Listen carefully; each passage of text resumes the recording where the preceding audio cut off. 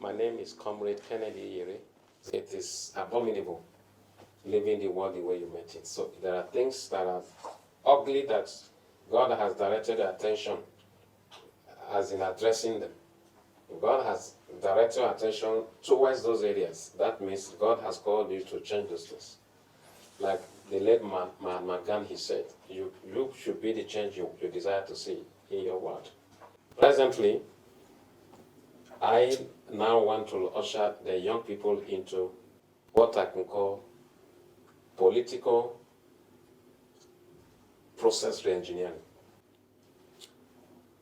The reason the youths have their lives broken is because we don't have a system of government that supports the young people.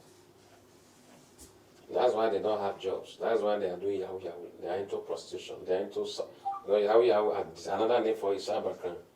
They do all those things just to survive. But is there life or a future there? The answer is no. Presently, I want to challenge the young people to take up the art of governance.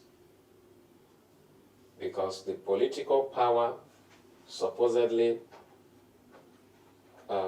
resident with them has been hijacked by the cabals, the same people who over the past decades plundered our wealth.